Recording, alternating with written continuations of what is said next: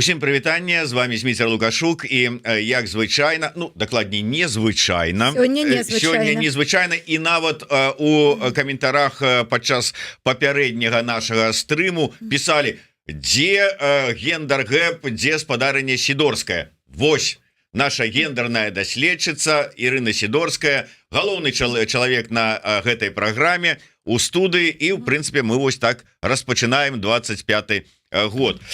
Ну што ж, прывітанне, спадарыня Ірына. Прывітанне, радая бачыць. Тэмаў шмат вы нам накідалі. Давайте пачнем з нечаканага, палітычнага, звязанага з электаральнай кампаніяй і выбарчым рытуалам, тэмай, на якую вы звярнулі ўвагу. Што маецца на ўвазе? Тут днямі, дакладней, скажем, некаторыя удзельнікі гэтага выбарчага рытуала кшталту Ганны Канапацкай, здаецца, 1 студзеня выклала сваю так званую перадвыбарчую выбарчую праграму. І вось вы паглядзелі на гэтую выбарчую праграму праз гендерную лінзу. Як вы гэта ўмееце і што вы там нагледзелі, раскажыце нам. Ну, давайте пачнем з таго, што, як я разумею, Ганна Канапацкая вельмі не любіць, калі яе называюць спойлеркай, і яна пазіцыянуе сябе як такую шчырую кандыдатку, але калі я прачытала яе праграму, я якраз упэўнілася ў тым, што гэта праграма незразумела на каго разлічана. Там я не знайшла вось гэтых мэтавых аўдыторый, якія б маглі быць аўдыторыямі гэтай праграмы, і гэта якраз аргумент пра тое, што яна менавіта спойлерка.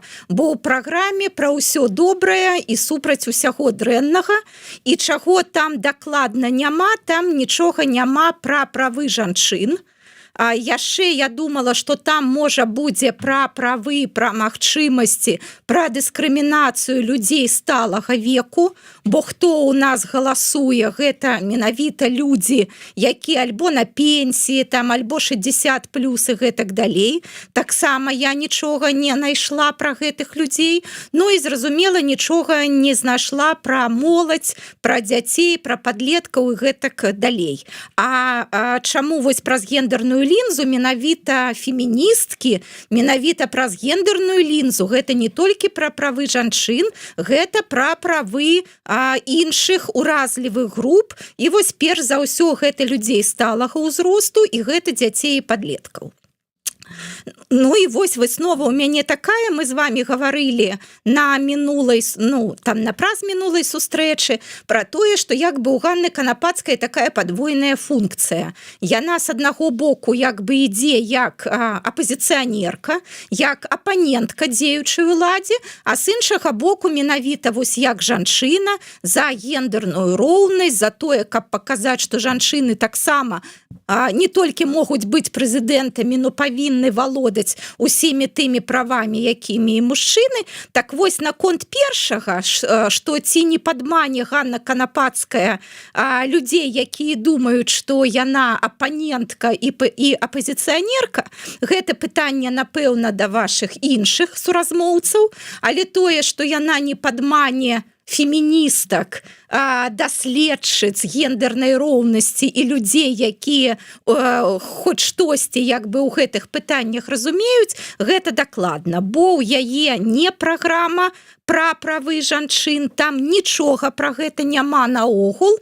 Але цікава, слова гендер яна выкарыстоўвае яго нават 2 разы. Ёсць словазлучэнне гендернае пытанне і гендерная ідэнтычнасць, але гэта ўсё толькі пра сябе любімую, калі яна гаворыць, што яна можа быць прэзідэнтам. Яна якраз гаворыць пра тое, што вось, а зараз мы вернемся да гендернага пытання, і зразумела, не толькі мужчыны могуць як бы кіраваць краінай, і што для гэтага не павінна быць галоўнай гендерная ідэнтычнасць альбо персанальная харызма, а трэба, каб гэты чалавек любіў Беларусь, меў такую чысціню намераў і давер народа.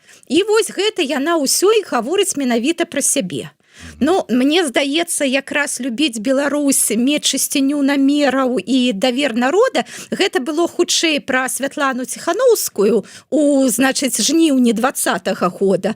Як бы мне здаецца, што Ганна Канапацкая, якая пазіцыянуе сябе як такая дасведчаная палітык, як там грамадская дзеячка, ну, нейкія там іншыя асаблівасці, кампетэнцыі павінна была б сябе прыпісваць, але вось яна менавіта пра гендер толькі да сябе любімай. А вось каб там былі менавіта хоць некаторыя з тых праблем, якія б на самой справе палепшылі жыццё, перш за ўсё беларускім жанчынам, там гэтага няма. А ўвогуле вы чакалі, што падчас гэтай кампаніі нейкія менавіта гендерныя пытанні, аспекты, праблемы будуць уздымацца? І кім? Ну, між іншым, якраз ад Канапацкай я ўсё ж такі чакала большага. Я думала, што яна, ну, як бы скарыстаецца вось гэтымі магчымасцямі, якія даюць ей менавіта вось яе сацыяльна-дэмаграфічныя паказчыкі, і яна скажа хоць што-небудзь пра тыя праблемы, якія на самой справе як бы хвалююць беларускіх жанчын. І гэта, зразумела, гэта тая ж праблема гендернага гвалту, гэта сямейнага гвалту. Ну, хто ёй, напрыклад, перашкаджаў вось падняць гэтую праблему, сказаць, што гвалт недапушчальны, што там трэба прымаць закон там супраць хатняга гвалту, трэба там, значыць, вось гэтым займацца. Потым другая праблема, гэта, зразумела, гендерная дыскрымінацыя на рынку працы. Таксама пра гэта нічога няма.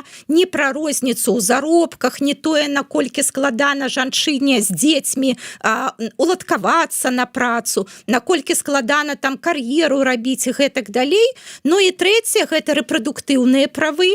Таксама цікава, яна падымае як бы два аспекты. Яна гаворыць пра мацярынскі капітал і яна гаворыць пра тое, што трэба, каб заканадаўча легалізаваць менавіта сурагатнае мацярынства. І вось супраць гэтых двух пунктаў, зразумела, я нічога як бы супраць не маю. Аднак, калі б гэта была, ну, больш-менш прафесійная платформа, то тады б яна гаварыла менавіта пра рэпрадуктыўныя правы, пра, напрыклад, тыя ж самыя рэпрадуктыўныя тэхналогіі, бо сурагатнае мацярынства гэта ўжо тое, калі не дапамагае нічога іншага, а, напрыклад, спробы ЭКО у нас у Беларусі бясплатна можна зрабіць толькі адну. У іншых краінах, ну, нашмат болей дзяржава як бы дапамагае сваім грамадзянкам. Ну, праблем тут вельмі шмат, але нічога гэтага у Канапацкай няма. Ну і наогул такая вось у яе рыторыка, ну, нават як бы не зусім, нават такая пісьменная. Ну, напрыклад, вось яна гаворыць пра тое, што трэба ўраўняць альтэрнатыўныя сем'і ў правах і магчымасцях, ну, як бы з афіцыйнымі сем'ямі. Не вельмі зразумела, што такое альтэрнатыўныя сем'і, як бы, ну, няма такога ж юрыдычнага азначэння. Яна там піша, ну, напрыклад, вось сям'я з, калі там ёсць, ну, яна, зразумела, не гаворыць сола-мама альбо сола-бацька, такой лексікі ў яе няма. Ну, вось калі адзін з бацькоў, значыць, з непаўнагадовым дзіцём. Альбо, напрыклад, вось яна гаворыць пра тое, што, значыць, што сюды датычаць, напрыклад, грамадзянскія шлюбы. Ну, грамадзянскія шлюбы – гэта звычайныя шлюбы, якія, калі людзі не пабраліся царкоўным бракам, царкоўным шлюбам. Ну, 90% беларускіх грамадзян, у іх менавіта грамадзянскі шлюб. І калі вось у праграме такія, ну, незразумелыя рэчы, ну і калі, напрыклад, вось яна гаворыць пра тое, што трэба дазволіць у выпадку выключэння жанчынам у Беларусі уступаць у шлюб у 17 гадоў. Ну, гэта зусім незразумела. У нас сярэдні ўзрост, калі жанчына ўступае ў Беларусі ў першы шлюб, 26 з паловай гадоў. Ну, вось для чаго? Напэўна, ёсць вельмі невялікі там адсотак маладых дзяўчат, якія, напрыклад, зацяжарылі, і як бы хочуць разам са сваім гэтым бацькам будучага дзіцяці уступіць у шлюб. Ну, ім гэта ніхто і не, як бы гэта і так можна. Калі вось менавіта жанчына цяжарная, ёй 17 гадоў, так яна можа уступіць у шлюб. А каб гэта, ну, як бы без неабходнасці. Ну 17 гадоў у нас у школе вучацца. Гэта як бы вучні і вучаніцы. Ну і для чаго гэта рабіць? Гэта, мне здаецца, толькі падвысіць, можа, нават і гвалт у дачыненні падлеткаў, бо калі іх будуць разглядаць, напрыклад, тых жа 17-летніх школьніц, як бы патэнцыйных жонак, так, напэўна, можна тады рабіць ім нейкія сумнеўныя прапановы. Вось бачыце, колькі вы ўсяго пералічылі. Я хацеў тут перавесці на тое, што, конечно, дзе ж тут разважаць пра нейкія там гендерныя тэмы у выбарчай праграме, калі трэба вывесці, што яна там вывела, это самое, что там подняцце прэстыжу сілавікоў, сілавікоў на гэтым фоне, якія гендерныя тэмы. Але вы столькі пералічылі, што я думаю, на фоне усіх астатніх кандыдатаў і іх праграм гэта, можна сказаць, эталон. Глядзіце, так яна ж не пра гендер, яна ж ідзе у фарватары гэтай дзяржаўнай палітыкі пра сацыяльную палітыку і дэмаграфію. Гэта ж для чаго ўсё робіцца? Гэта робіцца, каб больш нараджалася дзяцей у Беларусі, каб было больш маладых сем'яў, каб яны былі больш трывалыя і гэтак далей. У яе зусім такі несучасны падыход, у яе той жа самы колькасны падыход, а не якасны да насельніцтва Беларусі. У яе тое ж самае, што у Лукашенка, што трэба больш нараджаць, але вось яна як бы абяцае, што яна створыць для гэтага умовы.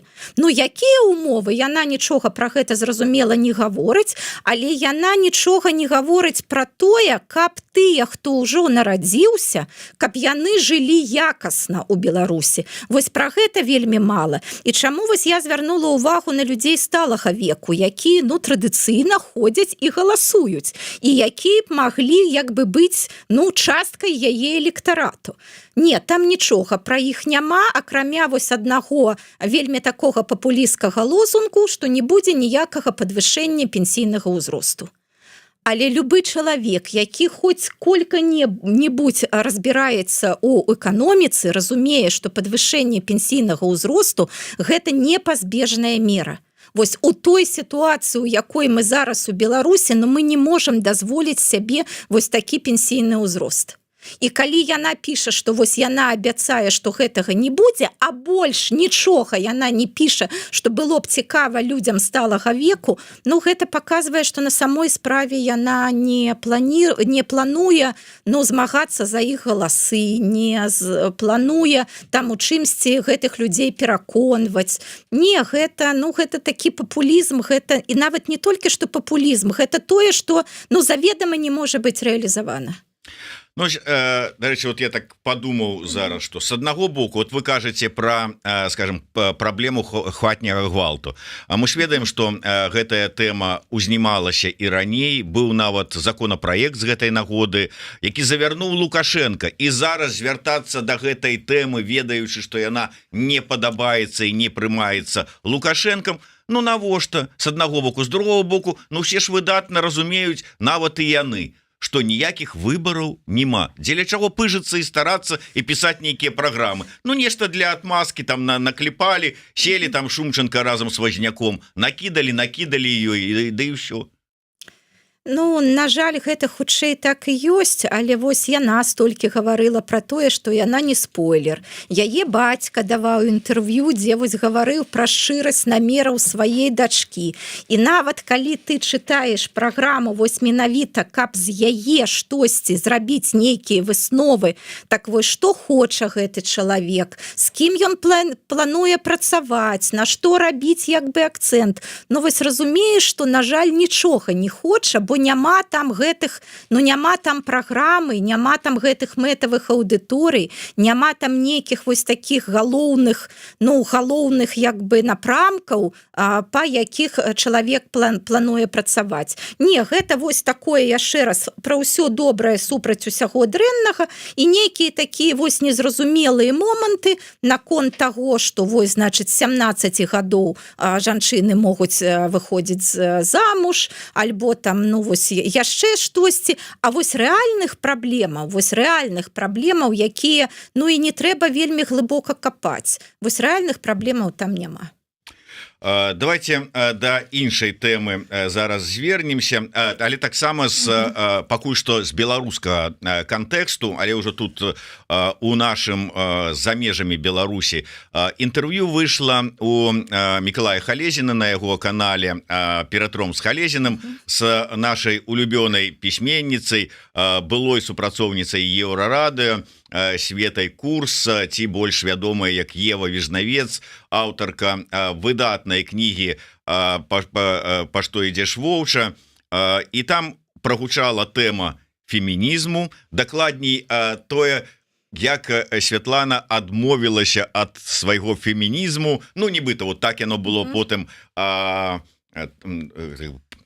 успрынята пэўнымі там, скажем так, гледачамі.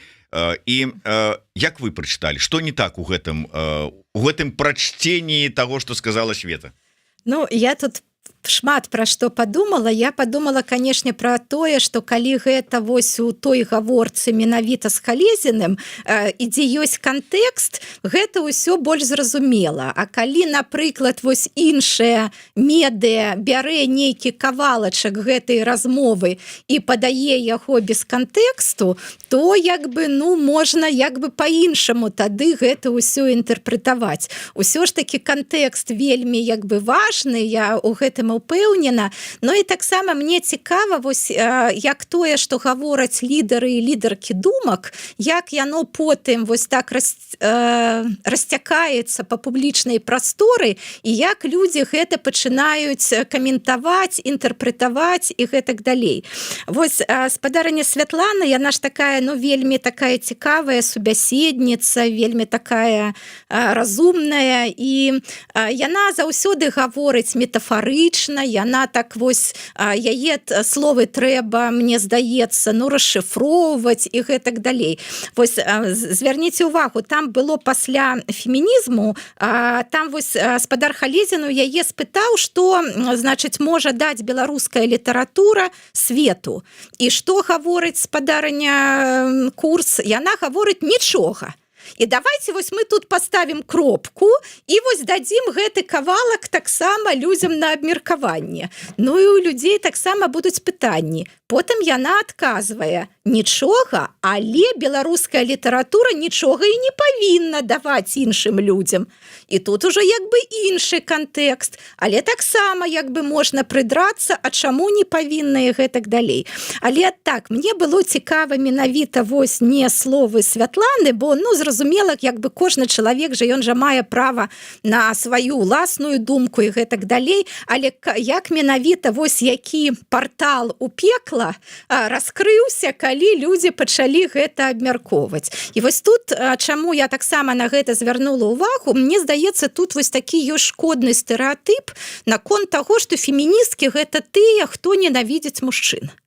Вось я гавару, гэта стэрэатып, гэта міф, гэта не адпавядае рэальнасці, гэта не так, і, ну, напэўна, пераважная большасць феміністак дакладна не ненавідзяць мужчын. Феміністкі гэта тыя, хто змагаюцца за правы жанчын, хто лічаць, што мы жывем у несправядлівым свеце, у якім мужчыны маюць значна больш правоў і магчымасцяў, і феміністкі гэта тыя, хто хочуць змяніць гэты свет на бок такой больш, каб ён быў справядлівым, але яшчэ раз, гэта дакладна не тыя, хто ненавідзіць мужчын. І вось менавіта гэта можа разважанне спадарыні Светланы, што яна перастала быць феміністкай, калі вось яна пачула крыкі мужчын на Акрэсціна, і ёй стала вельмі шкада мужчын, і наогул она вось як бы любіць мужчын. Ну і вось як бы і адсюда як быццам бы вывад, што значыць вось яна перастала быць феміністкай. Але яшчэ раз, феміністкі, Ну хтосьці камусьці падабаюцца мужчыны, каму-то не вельмі, кто-то можа шкадуе, хтосьці не, але гэта не галоўнае. І можа вось яшчэ такі момант я б тут хацела сказаць, вось гэтыя катаванні на Акрэсціна, вось гэта ж не жанчыны катавалі мужчын, гэта адны мужчыны катавалі іншых мужчын.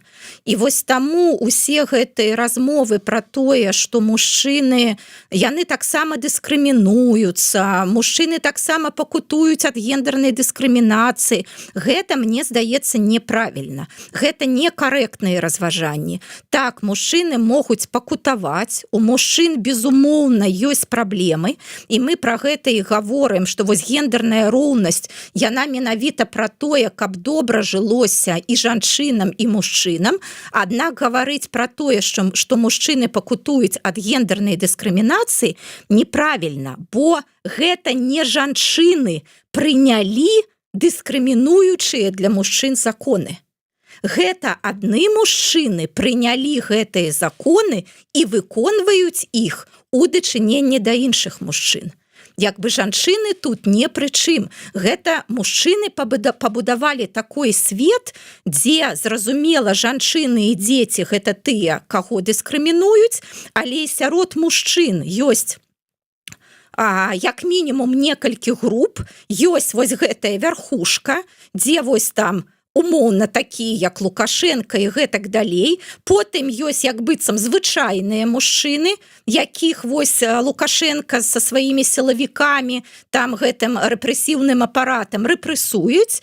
І ёсць вось мужчыны, якія як бы на самом нізе, гэта як быццам і несапраўдныя мужчыны, гэта, напрыклад, квір-людзі, гэта там яшчэ і гэтак далей. І вось гэта такая сістэма, пабудаваная мужчынамі, вось супраць яе, мне здаецца, змагаюцца феміністкі, але гаварыць пра тое, што мужчыны пакутуюць ад гендернай дыскрымінацыі, мне здаецца, гэта некарэктна, гэта не адпавядае рэальнасці. Ну, як мне падаецца, ўсё ж таки, калі мы кажам канкрэтна пра аповед Святланы, то там не пра гендерную дыскрымінацыю было, а тое, што, ну, как бы вот, што мужчынам трэба вот жаночая увага, пяшчота. Я думаю, што жанчынам таксама, напэўна, патрэбна увага, не, мужчынская увага, падтрымка, дапамога і гэтак далей. І гэта таксама шмат феміністак з гэтым згодзяцца. Не, так я ж гавару, што тут не пра словы менавіта самой спадарыні Святланы, а пра той партал у пекла, які адкрыўся, калі гэтыя словы пачалі інтэрпрэтаваць. Ну так. І я, можа, ўсё ж такі, вось я думаю, гаварыць, не гаварыць, но ўсё ж такі скажу. Вось мне тут здаецца, я тут бачу аналогію, калі Вольга Бондарова абараняе расійскую мову ў Беларусі. Вось калі яна бегае па Гроднай і гаворыць, а паглядзіце, у вас тут шыльды толькі на беларускай мове. Гэта ж, значыць, дыскрымінацыя рускай мовы.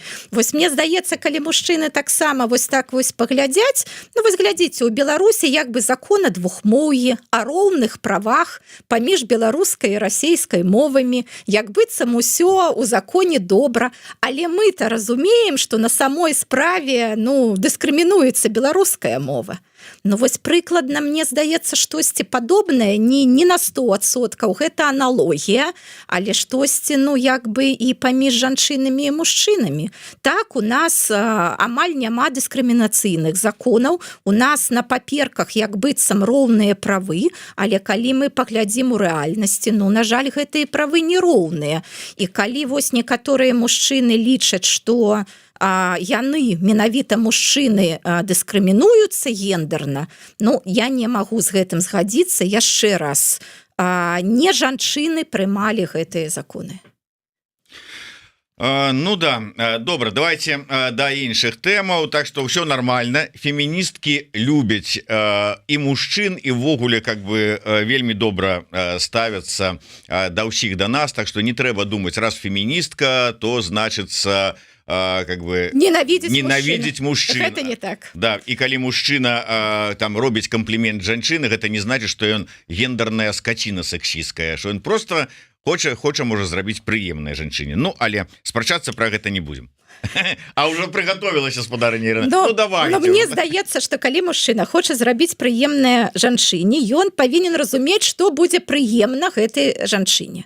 Калі, я не ведаю, калі мужчына ўпэўнены, што вось гэтая сфера для жанчыны важная, тады вельмі добра зрабі камплімент. А калі ты гэтага не ведаеш, мне здаецца, напрыклад, там у працоўнай атмасферы, можа камусьці там жанчын прыемна, калі яна пачуе, ты вось сёння так добра выглядаеш. Але мне здаецца, лепей, калі яна пачуе, ты так добра зрабіла там вось гэтую працу, у цябе так добра атрымалася, вось там былі такія добрыя розгаласы, бо гэта працоўная атмасфера, і мы тут пра працу. Таму я пра тое, кампліменты былі ўмесныя. Да. А я ввогуле лічу, што адно другому не замінае. Можна адзначыць поспехі на там працоўнай глебе, але і сказаць, што і добра выглядаеш. Робіш і добра выглядаеш. Добра, давайте вот акурат такі пра выгляд, але з іншага пункту гледжання. Фото Анналены Бербок. Так сказалі же, як быццам, што гэта ўжо фейк. Фейк. Да, што гэта такое фото было, але гэта было не ў афіцыйных каналах Сірыі. Вось учора гэтую тэму журналісты паднялі, што так, на жаль, такое фото было, дзе вось менавіта Анналена Бербок была заблюрана, як і там яшчэ іншыя жанчыны, але гэта не менавіта афіцыйны канал вось гэтай новай сірыйскай улады, што гэта там нейкі маргінальны канал, які вось не мае да ўлады дачынення, і таму быццам пакуль яшчэ вось гэта новая сірыйская ўлада тут сябе так не скампраметавала.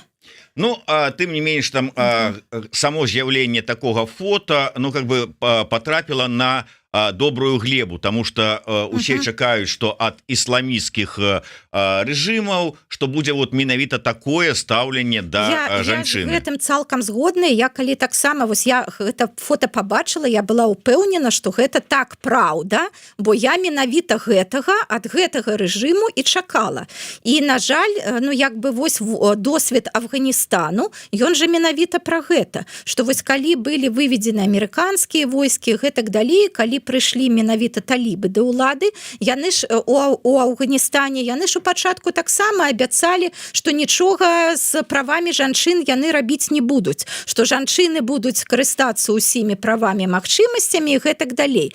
А потым, як яны пачалі гэтыя правы сварочваць, і мне здаецца, не адзін раз мы менавіта вось у нашых перадачах гаварылі, гэта забаранілі афганскім жанчынам, гэта забаранілі. Там у апошнія разы, мне здаецца, там дайшло да таго, што жанчыны не могуць спяваць публічна, не могуць громка гаварыць, бо значыць, вось жаночы голас, ён настолькі правакатыўны для мужчын, што, значыць, яны тады не могуць сябе стрымаць, нават калі ўсе гэтыя жанчыны там у паранжэ і гэтак далей, зусім нічога немагчыма сёння рабіць афганскім жанчынам. І, канешне, мы вось так бы глядзім з такой з насцярогай да Сірыі. Вельмі бы гэтага не хацелася, каб менавіта вось па такому шляху шлі новыя сірыйскія ўлады, але, на жаль, гэта магчыма. Таму вось, я думаю, так мы ўсе ўспрынялі гэтае фото, на жаль, як вось, магчымую рэальнасць. Магчымая рэальнасць, такое вось, чаканне, што што яшчэ можа учудзіць там ісламісцкі рэжым, паглядзіце, але калі паглядзець з іншага пункту гледжання, то лукашэнкаўскі рэжым яшчэ больш за ісламісцкі фемпавестку у пэўных сферах, структурах так правальвае па поўнаму. Я кажу пра паслоў, і вось гэта даследа міжнародны рэйтынг паслоў, дзе у Беларусі 0 балаў. Чаму вы это кажется? У нас няма ні адной жанчыны пасла, ні адной, вось на самой справе, акрамя вось гэтай спадарыні Бельскай, якая, мне здаецца, яна прадстаўніца ААН, але не ў Амерыцы, а ў Жэневе. Да, вось гэта адзіная жанчына, нават не зусім яна нават і пасолы, так можна гаварыць, што ў нас 0 жанчын. І гэта так, вось вы сказалі пра тое, што гэты рэйтынг быў апублікаваны. Мы у нашай праграме заўсёды, калі нейкія рэйтынгі такія сусветныя публікуюцца, таксама пра гэта гаворым. І я вось сама была здзіўлена, я думала, я не вельмі добра ведала гэтую сферу, я разумела, што там няшмат жанчын і што там гендерная вось гэтая сегрэгацыя ёсць, але што да такой ступені, што няма ніводнай жанчыны пасла, калі ва ўсіх краін ёсць. І ў тым ліку у Арабскіх Эміратах, у той жа Сірыі, там ва ўсіх краінах яны ёсць. І між іншым, у мяне была такая цікавая гаворка з прадстаўніком нашага Міністэрства замежных справаў. Гэта была яшчэ да 20-го году, і вось ён мне гаварыў, я не ведала, што тады, можа, тады было там некалькі жанчын, як у выключэнні. І вось ён мне тлумачыў, чаму мала жанчын, што гэта не мэтазгодна іх туды пасылаць, бо гэта, вы ж разумееце, ён мне так гаварыў, што, значыць, калі ўж гэтай жанчыны ёсць муж, то, значыць, мужу хутчэй за ўсё мы працы не знойдзем. Значыць, ён патрэбен будзе, каб ён дапамагаў жонцы.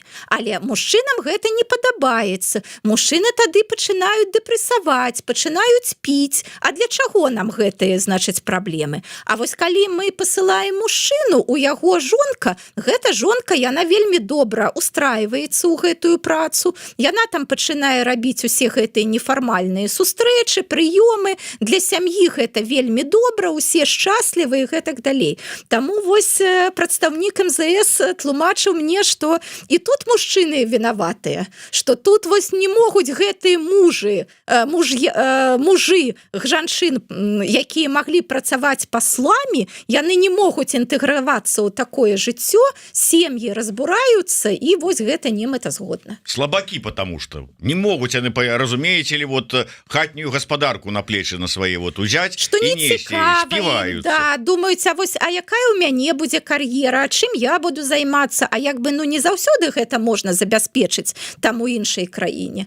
Таму вось не было нават такіх адгаворак, што вось жанчыны там у іх горш атрымліваецца, няма кампетэнцыі. Не, таких не было адгаворак. А вы што мужья будуць страдаць, пакутаваць, і гэта дрэнна для сям'і. Пытанне ад нашага гледача трошку, можа быць, не па тэме, піша, можа, не пра гендер, як не пра гендер. Пра гендер, таму што пра чалавека, а чалавек мае гендер. Таму, можа, не пра гендер, але ж вам не падаецца, што Лукашенко прыкрыўся колей, калі каментаваў словы Зяленскага?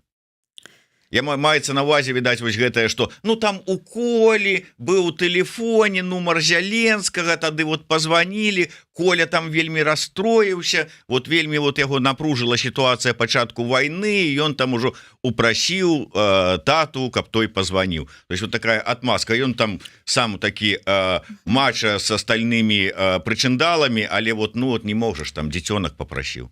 Я думаю, што гэта цалкам верагодна. На самой справе Лукашенко добра разумее, што трэба сказаць вось тут і зараз. І яму здавалася, што менавіта вось тыя нават аргументы, якія вы зараз правялі, што вось калі ён, што трэба на кагосьці перавесці гэтыя стрэлкі, бо для яго б самого гэта было не характэрна, а тут ёсць сын, а пра сына наогул добра гаварыць, у яго зразумела такія доўгатэрміновыя планы наконт Колі, пра яго не грэх кожны раз яшчэ раз напомніць аўдыторыі. І вось тут нейкія такія чалавечыя пачуцці. Мы ж гаварылі, і не толькі мы, гэта на самой справе ад Лукашэнкі гэта не адняць, ён вось гэтая палітычная істота, палітычная жывёліна, калі вось гаварыць пра, як гаварылі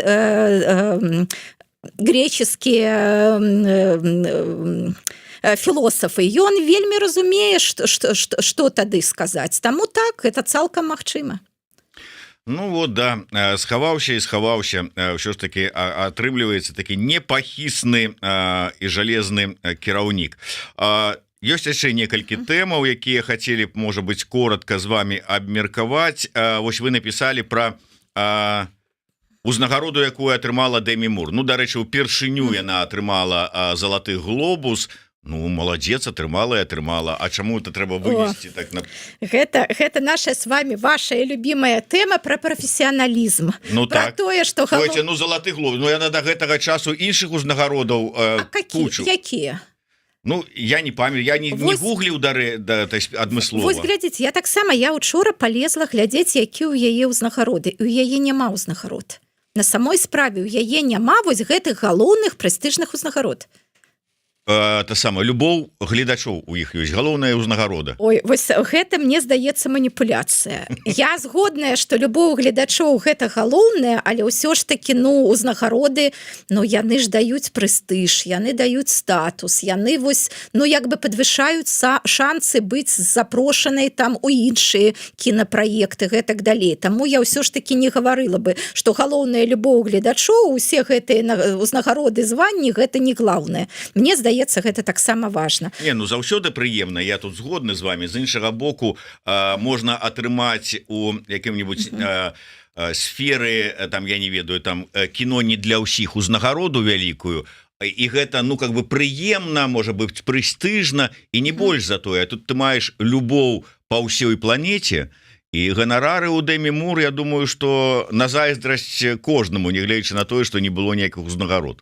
А вось між іншым не ведаю, але ўсё ж таки я думаю, што для чалавека вось яе памеру гэтыя ўзнагароды былі таксама вельмі важныя. Гэта на самой справе вельмі папулярная актрыса. Чаму мы пра гэта і гаварым, і мы можам там злёгку пералічыць фільмы, у якіх яна снімалася, і яна безумоўна добрая актрыса. Але вось цікава, мы ж яе ведаем нават перш за ўсё не як актрысу, а як жонку, па-першае, Брюса Уіліса, потым яе... Вы не ведаеце? Я яе ведаў як актрысу, мне яе фільмы падабаюцца. А чыя яна там жонка, мне как-то... А вось, не зусім это так. Можа, для вас гэта вось персанальна для вас так, але на самой справе ў публічнай прасторы яна згадваецца перш за ўсё, як вось была і жонка Брюса Уіліса. Потым яе гэты другі саюз з Кэтчерам, які быў там на 16 гадоў, яе маладзейшы і гэтак далей. Значна больш вось менавіта пра яе сямейнае, пра яе асабістае жыццё, чым пра яе акторскую кар'еру менавіта ў публічнай прасторы. Вось між іншым, як бы чаму яны рассталіся з Брюсам Уілісам? Ну, афіцыйная прычына гэта таму, што яна вельмі шмат аддавала часу кіно, што ён вось хацеў, каб яны больш часу там былі разам, у іх жа 3 дачкі, ну тады былі зусім малых і гэтак далей, а для яе у тым ліку была важная яе вось гэтая прафесійная самарэалізацыя, яе кар'ера, і як бы вось зараз ёй 60+, 62, здаецца, гады, і вось толькі зараз яна атрымала вось гэтую такую важную ўзнагароду, а яна ахвяравала і сваім сямейным жыццём. Ну і ўсё ж такі фільм «Субстанцыя». Вось чаму я гавару, што менавіта вось якраз для вас. Вось раю вам яго, спадар Зміцер, паглядзець. Ён менавіта пра прафесіяналізм, пра тое, як прафесіяналізм ставіцца што не ён галоўны, а галоўны, ну, перш за ўсё для жанчын галоўная знешнасць, а знешнасць ідзе ў прывязцы з узростам. Вось галоўная гераіня Дэмі Мур у «Субстанцыі» гэта была вядучая ранішняга шоу, якая займалася вось гэтай аэробікай. І яна вельмі добра гэта рабіла. Але тым, хто як бы адказвае за гэтае шоу, яны вырашылі, што яна ўжо дастаткова старая, каб весці шоу, ім патрэбна маладая вядучая. І вось менавіта як бы гэта завязка усіх тых, ну не буду спойлерыць, можа не ўсе яшчэ глядзелі, і так раю нашим чытачам, гледачам паглядзець гэты фільм. На самой справе ён вельмі сучасны, ён менавіта пра тое, як для жанчын і перш за ўсё вось у такіх прафесіях, дзе знешнасць мае значэнне, непрафесіяналізм становіцца галоўным крытэрыем іх як бы паспяховасці, а менавіта іх знешнасць і іх узрост. І як пасля там 35, пасля 40 гадоў як бы немагчыма ўжо сябе рэалізаваць, якой бы прафесіянальнай ты не была, і якую тады вялікую цану вымушаны плаціць вось гэтыя жанчыны, каб заставацца ў прафесіі, каб заставацца у тым ліку вядомымі аўдыторыі, і вось якую вялікую цану яны плацяць. Гэта такі феміністкі фільм, гэта такі сучасны фільм, ну які паказвае якраз вось гэтыя падвойныя стандарты, з якімі кінаіндустрыя, індустрыя медыа падыходзіць да жанчыны, да мужчыны. Ну вот, а Еўрарадыё вельмі адрозніваецца ад вот гэтай індустрыі і іх подходаў, тому что для нас галоўнае гэта ўсё ж таки прафесіяналізм, дасведчанасць і экспертнасць наших гасцей. І вось экспертнасць спадарыні Ірыны Сідорскай не падлягае сумневаў, таму мы заўсёды радыя кожнаму эфіру і кожнай сустрэчы з ёй. А на сёння развітваемся да наступнай нашай сустрэчы праз тыдзень. Вяртаемся ў наш звыклы графік, святы скончыліся, будзем працаваць надалей. Подписывайтесь, ставьте свои подобайки, натискайте на звоночек, ну и, безумовно, расширяйте, каб нашу гендерную повестку, нашу гендерную линзу на як мага большую колькасць людей пашыраць и вучыць их глядзець на усе проблемы, на все, что адбываецца, и праз гендерную линзу у тым ліку. И не давать себе падмануць вось гэтай прапаганде, рускаму свету и гэтак далей. Вось гэта правильно. Прапагандзе, якая ёсць з тэрыторыі Беларусі, з Россиі, а рускаму свету увогуле не верьте. Мы вот вам як эксперты заявляем. Дякую вялікі. Спадарня Ірына Сідорская, Зміцер Лукашук былі для вас у эфіры. Глядзіце, подписывайтесь. Жыве Беларусь.